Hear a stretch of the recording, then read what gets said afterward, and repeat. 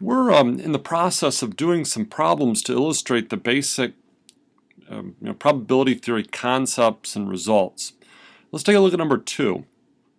Your group has been analyzing quality control problems. Suppose that the probability of a defective shape is 0.03, the probability of a defective paint job is 0.06, and that these events are independent of each other. So the way to think about this is that we are doing a random experiment. Remember, a random experiment is some well-defined procedure that has an uncertain outcome. So in this case, I examine something that we just made, and I'm going to inspect it for quality control problems. And there are a couple of possible outcomes. One is I notice that the paint job is defective. Another thing that could result from this random experiment is that the shape is defective. And we've quantified the likelihood of these events.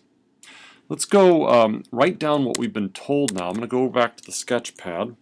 And so we'll say that S is the event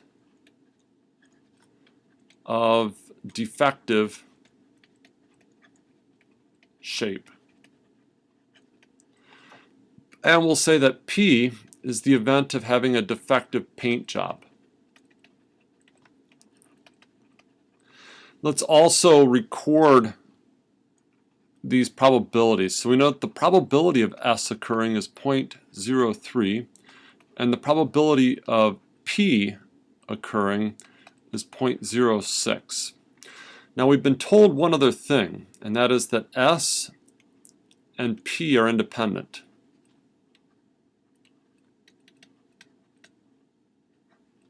Now, what does this tell us? Well, this tells us that the probability that both S and P occur simultaneously, by the definition of independence, is just the probability of S times the probability of P, which is 0.03 times 0.06, or 0.0018.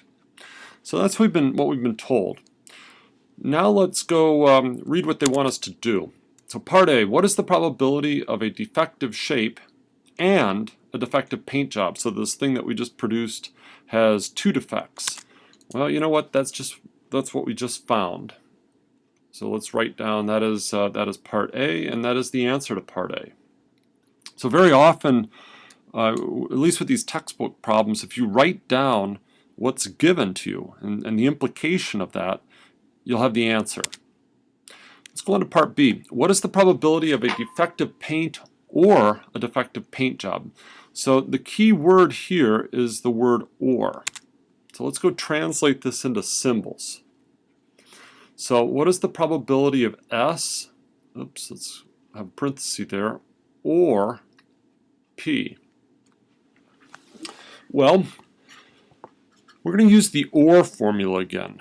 So recall what the OR formula tells us. The OR formula says that it's S plus the probability of P less the probability of their intersection, so S and P.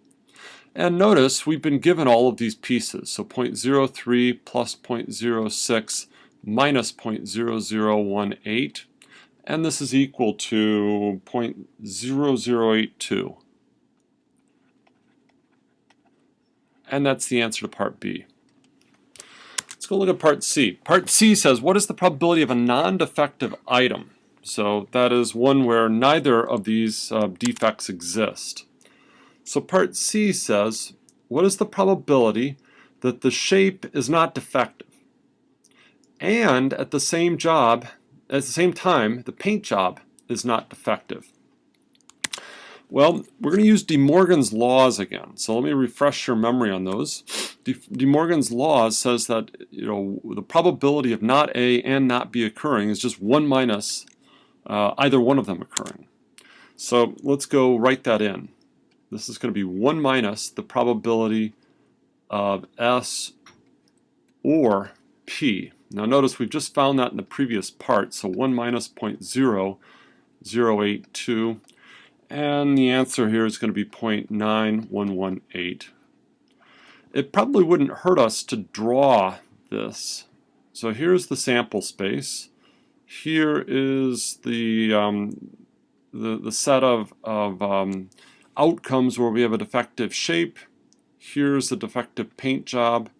This little thing in the middle is 0.0018.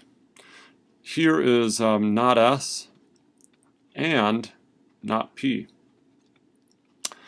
All right, well that's this problem. You should try